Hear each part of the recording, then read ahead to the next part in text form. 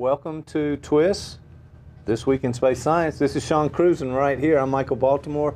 We're going to help you learn a lot about space science, what's going on planet Earth, but where the planet Earth intersects with all of the others in the solar system and move forward out of that way. But we've got a very special program today, and this one I like a lot because we've, in our society, in our culture, we've used this particular planet in so many ways, and there's always something interesting about it. And people have had a lot of feelings, and there's a lot of psychology and so other things going on.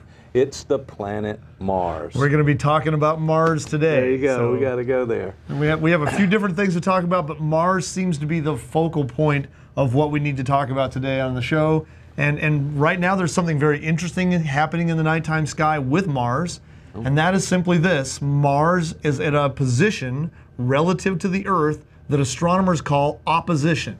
That just means it's opposite in the sky from where the sun is. On the other side of the sun from us. Right, exactly. So we're in the middle, the sun's in one direction, the planet Mars is in the other direction, or the opposite direction in our sky. That means as the sun is setting, the planet Mars is rising. So at midnight, the planet Mars is high in the sky, and then the planet Mars is setting when the sun rises. That means that Mars is up all night long, so all the hours of the night you can see the planet Mars.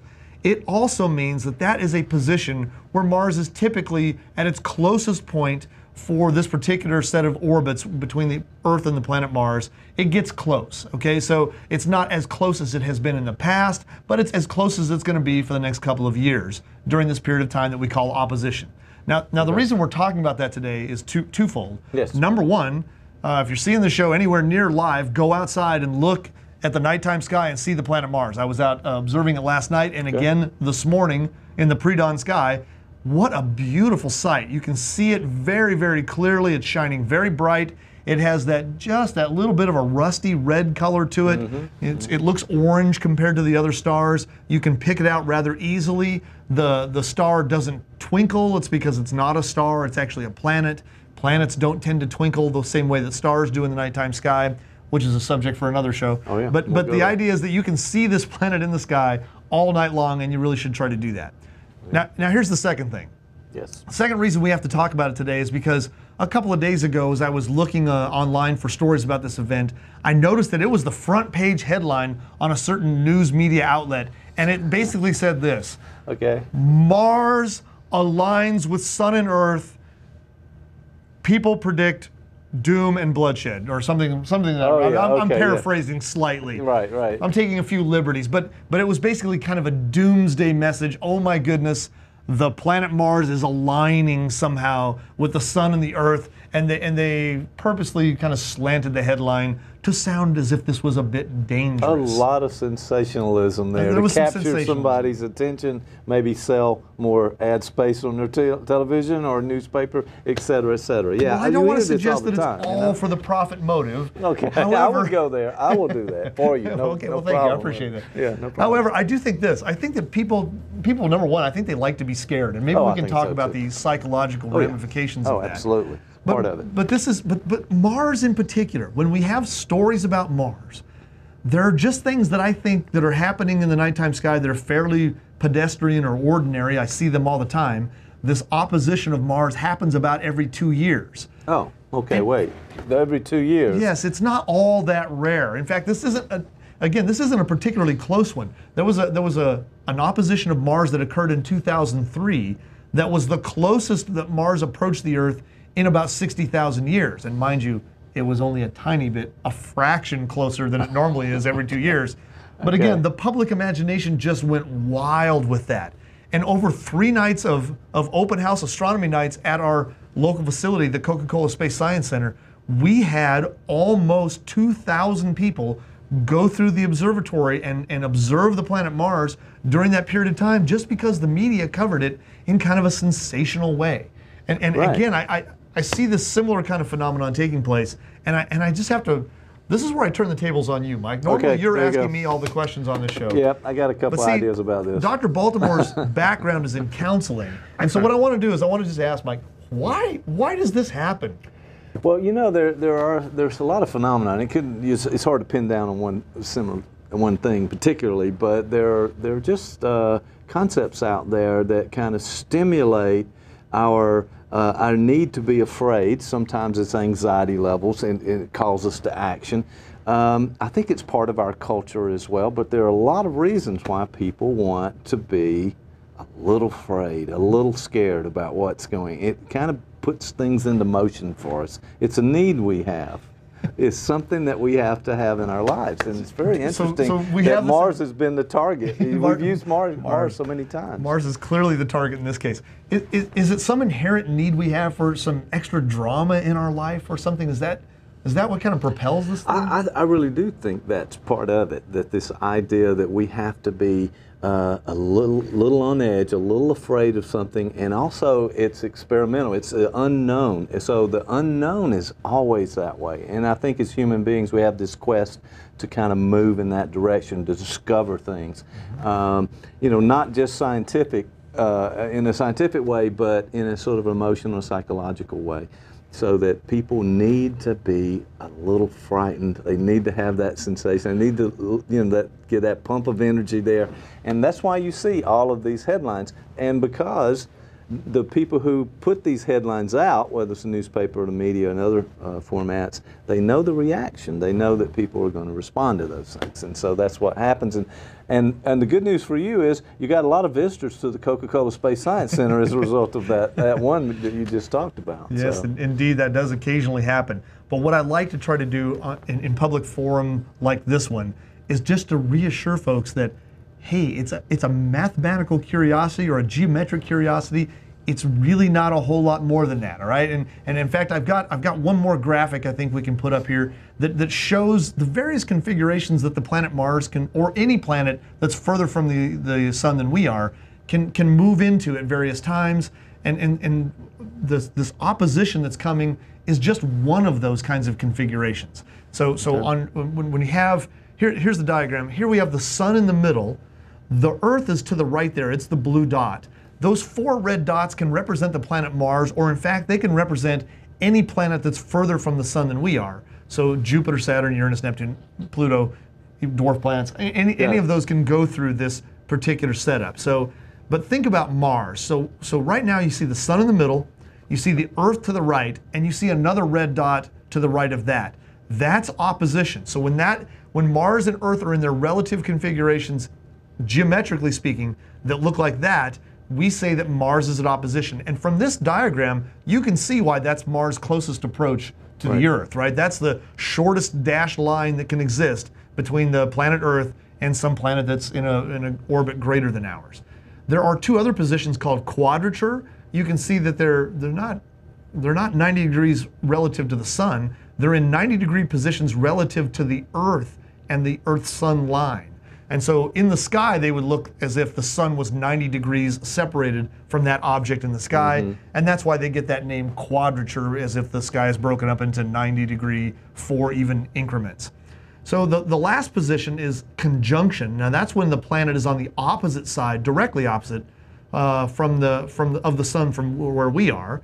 And the conjunction position is you can't ever see a planet in conjunction because the sun's in the way. Exactly. And if you think about that, if you're on Earth and you're looking toward the sun, that's daytime, right? So you're really going to have a hard time seeing that anyway because the light from the sun is dominating that part of the sky. Well, that opposition, you know, if that opposition position there, if that were Mars and we're on Mars, it looks like the Earth is.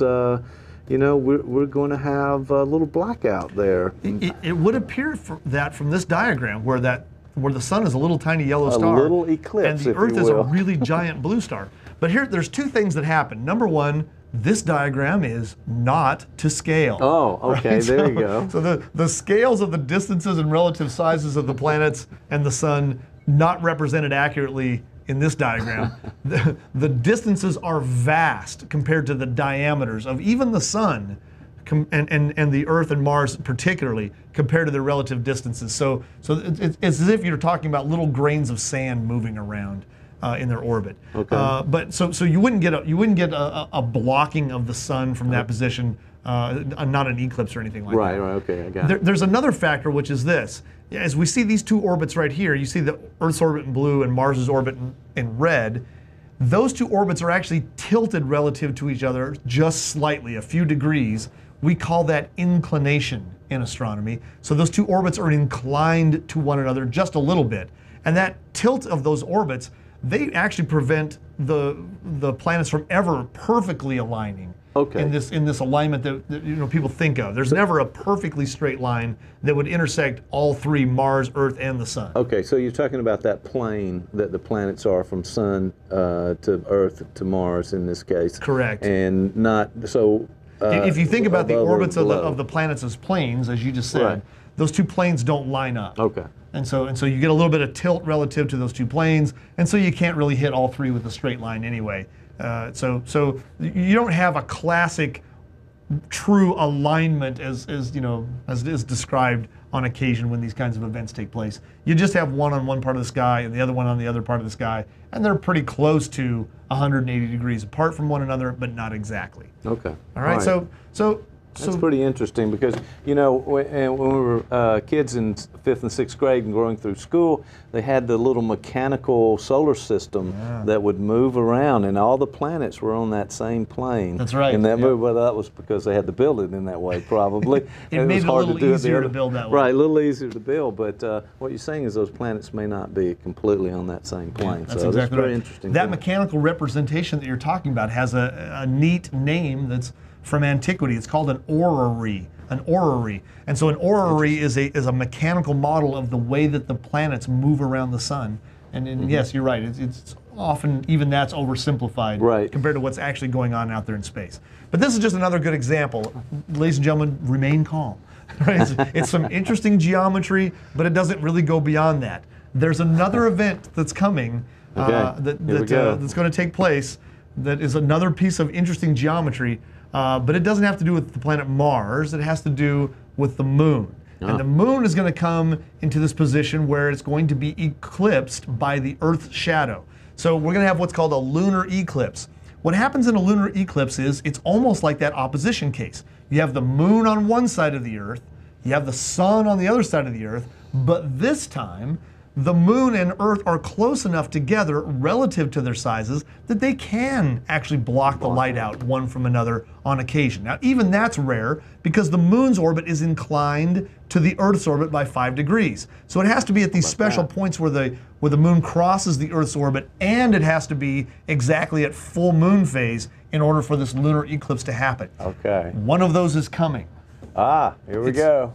Depending on when you're watching the show online, may have already happened, but it's on tax day 2014. I find that ironic, by the way. Yes, that's a headline for you on right tax there. day, the moon will turn red as blood.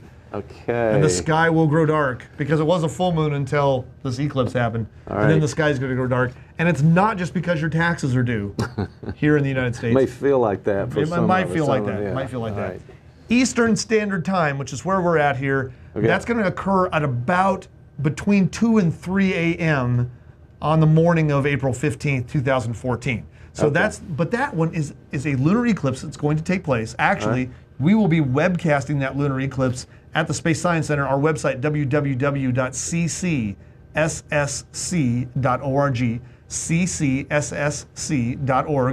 We'll be webcasting that particular lunar eclipse, but if you miss it for some reason, because this isn't a live show, don't worry, there are more coming. There are more. In fact, this lunar eclipse is the first in what's called a tetrad of lunar eclipses. 4 that happen in relatively short span of time, roughly 6 months apart. So over the next 18 months or so, we're going to see a series of 4 lunar eclipses. One on April 15th, another one in October of 2014, then back to April of 2015, and then at the end of September in 2015. So you'll have 4 lunar eclipses that happen in reasonably rapid succession. And so because they're all grouped together like that, they call them a tetrad. These tetrads of lunar eclipses are reasonably rare. They only happen a few times within a couple of thousand years. But there have been a cluster of them recently. Now, now you have Mars being extremely close, and the first of a tetrad of lunar eclipses taking place at the same time. Well, something's going to happen, I'm sure. Mass hysteria. There you go. Well, this show is People about, running into the streets. I know, but this show is about science. Wait, what is that picture there? Now Well, I take it back. That's about science right there. You know, this is Mars attacks, and you know, I just think that people have this unreasonable fear when the planet Mars I'm not gets sure involved. why that picture popped up there, but yes, I understand. But it's it a now. perfect. It relates the sentiment I'm feeling very perfectly, because Yes. people have this kind of unreasonable paranoia about Mars and the moon. There are a couple of red objects. They're scary, and things are happening. Ladies and gentlemen, remain calm. Again, it is a statistical. Now, unless you see, excuse me, but unless you see that guy that was on the screen a moment ago, you should be okay. Yes, But- it's a statistical peculiarity, but it is not the end of the world, and Mars is not attacking. It's not even really aligning. It's just Not aligning, going to be even, at not opposition. much less attacking. And then we're going to have a few lunar eclipses that are going to take place after that. Okay. Remain All calm. Enjoy these sights in the Yes, nighttime enjoy sky. it. Yeah, absolutely. So the website we gave you earlier will be webcasting those future lunar eclipses as well. They can just tune in You can on tune the in, web exactly. and see that live. Okay, That's great. exactly deal. right. That's very nice. So there you go. There's the upcoming doom and devastation from the sky. Now, I have to just admit, so we were kidding around. We showed, you know, the Mars attacks critter there, and I'd like to see him again. Daniel, can you just pull this guy back up, because he's got such a nice smile, but those eyes. And I saw the movie, so I know what happens. He's up to no good. he's up to no they appear to good. be friendly, but they really have hostile intentions, as all Martians do. Okay, that's pretty much we've established that. Since we haven't actually discovered scientifically any Martians yet. Well, but see, but that segues perfectly into Okay. our next story, All right, because what's up? I now have what I believe is evidence from NASA of the existence of life on Mars. All right, And that this show is going downhill fast here. We've got to recover this. You better explain this. I will show you the photograph. You decide. Okay, here we go. This is an actual photograph from the Mars Curiosity rover, and let's go to it now. We're going to see a believe you beautiful said that. terrain. If Wait. you look just left of What is center, that? right at the horizon That? line, you're going to see what's clearly a beacon from a Martian civilization. There's a Oh, light my on the goodness, horizon. okay. Ladies and gentlemen, this is not This not from- Nevada, this although it from looks very NASA. much like Nevada, because I went to grad school out there, and this is pretty much what it looked like. JPL, I mean, this is the real deal. This is Mars. All right, And something's the wrong important here. thing you need to know is that glint of light, that flash of light at the horizon, was not in photographs that were taken just prior to this one. So what Okay. in the world is going on Mars? I think Daniel, let us zoom in here. We can take a little closer look. There it is. Yes. There's a zoomed in version of the photograph. That doesn't help Ladies and much. gentlemen, What is I'm not that? joking here, and this is no Photoshop involved. That's an actual picture from the Mars Curiosity rover, and Okay. clearly you can see the Martian guy we showed you a few minutes ago No, firing his no, laser that gun. is not right. You need to correct this, Dr. Cruzen, Okay. because something is amiss here. That has to be explained in some way. We Well, need to know what's going on. What I'm here. going to do is I'm going to offer up NASA's official version Okay, of thank you very events, much. which is this is the sun glinting off a shiny rock. So there's All a right, got shiny it. rock. Got it. Thank you. As many shiny rocks on close. Mars are found, particularly right there at the horizon line. This is just yet another in a series of very shiny rocks on the surface of Mars that happen to catch the sun just right and flash light across We the have some Martian people surface. in our audience out here shaking their head right now. They do not believe that. They think there's something else going on. It's Well- a cover up, and we need to get to the bottom of it. Can I but- say that the interwebs are abuzz? The interwebs are abuzz once this photograph actually made it out there online. This is not and, right. And so this has set off many conspiratorial people who love to foster these conspiracy theories that this is yet another piece of evidence of life on Mars. I have been on this show with you quite a while now, and because of that, I've learned a lot, and as our viewers have also learned a lot with this.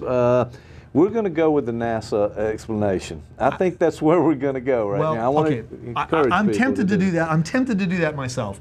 But before we do, I think it's important Here we go. to show you a few other Yes. actual photographs Okay. of the surface of the planet Mars and let you piece this together and decide for Oh, yourself. no, this is going to confuse folks. I'm We sure, are right going to here. start with a classic from 1976. Feel like a classic rock radio station right now. All right, there we go. We're going to go all the way back to 1976 for this great classic. It's called The Face on Mars. Let's see if we can see the face on Mars. There it is right there. Oh, Taken yes. from the Remember Viking 1 this one. orbiter.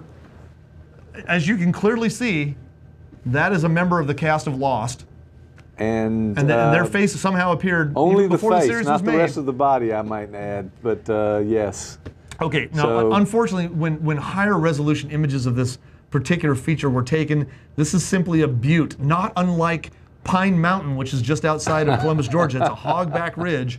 And in fact, the winds of Mars have eroded this feature away. Oh, really? Even in this particular light shadowing, it doesn't look like that anymore because Oh. those Martian winds are kind of hostile. So okay, enough of the face on Mars. But Okay. let me offer up further evidence of Yes, strange you have goings-on more. on the surface of Mars.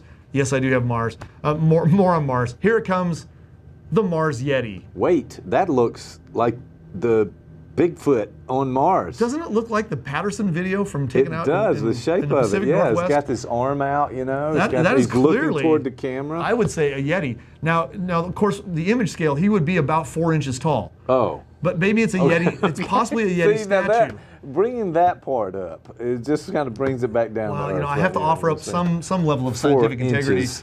or I'm going to be removed from Columbus State Television. That's what So I'm wondering about. This But is this is a really good this photo. is what's become known as the Mars Yeti rock on the surface of Mars. Listen, we haven't found the Yeti here, so I don't know if we're going to find him Well, on it's Mars. because he went up to Mars. He's Maybe obviously that's a he trip- winters there apparently. Trip to Mars. So there it is. All right, that's fun. Yet another strange-looking rock on the surface of Mars is this one.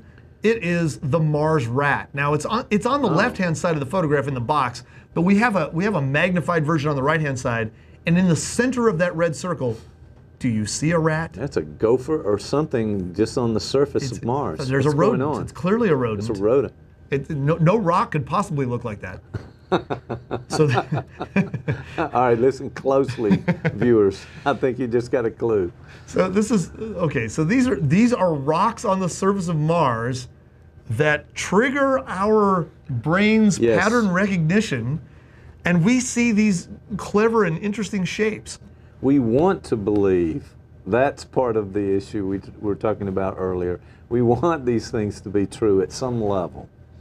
That's a very interesting. See, well, and phenomenon. this is the kind of professional interpretation I There was we actually go. hoping for, because Yeah.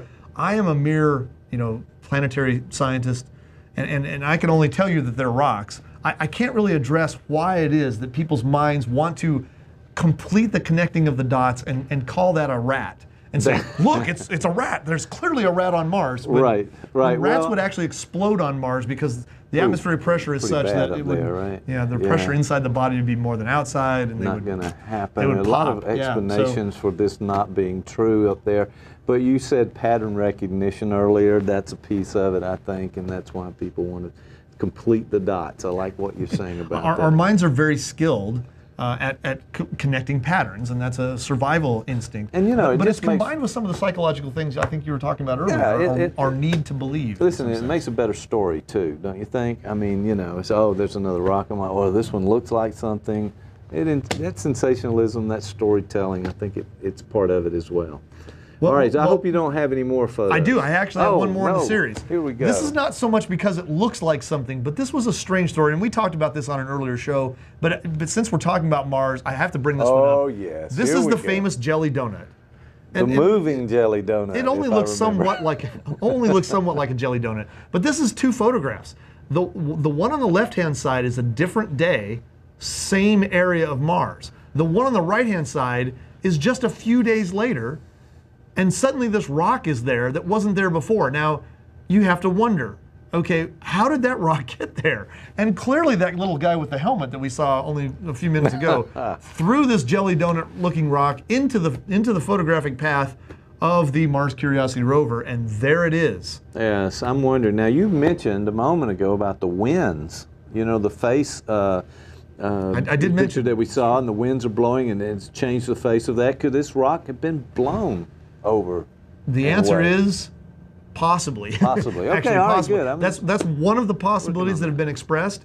There are three possibilities that were kicked around. That's Okay. one of them. All right. One of the other ones is it's just the wheel of the rover. As it was turning itself, it kicked a rock up. That occasionally edge of happens. the tire. Right. Okay. I got live it. on a dirt road. That occasionally happens to me in my pickup truck. Sure. The truck will kick up a rock, and then it may have thrown it over there. The third possibility is, and this is unlikely but still possible, Okay. that the surface of Mars was struck relatively nearby with some kind of micrometeorite impact, and it kicked an ejecta blanket out, which would be material sprayed out away from that impact zone, and then one of those rocks just happened to land in the photographic path of the Mars Curiosity rover. Now, none of these photographs that we've shown you have been doctored in any way other than to just kind of highlight these regions. Right. These are actual photographs on the surface of Mars, and again, it's unusual, it's weird, and there's something in the back of our minds that just wants to believe that something mysterious is going on, and jelly donut rocks are being tossed out there in front of the camera of the Mars Curiosity rover. But it's all about Mars, you know? We don't talk about the other planets in this way. I mean, occasionally, you know, here on CSU TV and late night viewing, if you've seen a lot of our what we call B-grade movies, our old black and white movies that we play, and there are just only a few Venus movies. Yeah. Most of them are Mars, it seems like, when we're being invaded or something happening. So this is not really a new phenomenon with Mars exploration. You know, our Mars exploration has gotten very advanced nowadays, but we can track this back to when we talk about H.G. Wells writing The War of the Worlds, right? Or Orson Welles producing the radio program of The War of the Worlds. And both of those literally scared the heck out of people because they're creepy stories about Martians coming in and invading our planet. And it's something about the possibility that Mars is just Earth-like enough that there's some limited, very minor possibility that you could find some sort of liquid water on Mars, which might lead to some rudimentary form of life. Mars has seasons similar to Earth. There are various similarities, and it's just similar enough that I think that because of that possibility of some sort of life is out there, and our need to believe that we are not alone in this great big universe, that we really want to create these life on Mars kind of scenarios. Right. I think you're right about that. This has been a very interesting and entertaining show today, and I really thank you for bringing in, started out with Mars alignments and so forth. Oh my goodness, and then we got a picture of the Mars attack guy on there. So somewhere with we've all had a those little fun today, and maybe today wasn't the highest scientific integrity, but I was being mildly sarcastic today, just trying to point out that this phenomenon really exists because we still have folks calling us every August saying, I heard that Mars was going to appear as bright and big as the full moon in the sky. Well, that's because there was an internet hoax that went around called the Mars hoax, and it recirculates every August. Oh, really? And so it's something that began in that close approach of 2003, and so because we have to deal with these things in our public education about the truth about what's going on in the nighttime sky and getting people factually on base, I thought I would have a little bit of fun today and just point out the people's nerves about the planet Mars. It's very interesting, and I think you brought us a lot of good science today, too, despite what you said. But there are 4 blood moons in the next 18 months. Yeah, so we call them a blood moon, and that's kind of a popular term, not really a scientific term. It's because the moon turns red during a lunar eclipse. That little bit of light that passes through the Earth's atmosphere, as most of the light is blocked out because of the Earth, there's a tiny bit of light that passes through Earth's atmosphere. Earth's atmosphere does a very good job of scattering out blue light, so only the red light makes it through, and it turns the moon that kind of ruddy red color, or deep orange in some cases, as you see here. And so yes, there are 4 lunar eclipses coming. They should all have that kind of reddish hue to them. That can vary by the amount of pollution or volcanic dust that's in the atmosphere of the Earth at the time of the eclipse. So we'll be looking for that series of lunar eclipses to take place in the nighttime sky over the next couple of years. Now, before we go, you do have one more story. I remember you mentioned before we started something about a meteor caught on camera. This is a weird story, and I would just throw it out here because don't want to miss as we're recording the show, this is yet again the latest viral sensation online. One of them, at least. This was a skydiver, a Norwegian skydiver, that while jumping and parachuting was wearing a GoPro and captured images, actually captured video of something zipping by. And then those video frames were analyzed as still images, and what was passing by was a rock. It was a big rock that went zipping by him as he's falling out of the sky from an airplane. Now, That means that it had to be going faster than he was going. And so this is looking like something that was probably traveling at what they call terminal velocity, or in other words, as fast as it can go with the air resistance in Earth's atmosphere. It went by him, right? It went by him. So Let's see this photograph right here. This is a collage taken from that video image. And so you can see it's almost like a time sequence of where this rock was. You can see that it is a rock. Yes. It's kind of rotating there and flipping by as it goes by. Now, in the actual video you can see online, it happens very, very fast.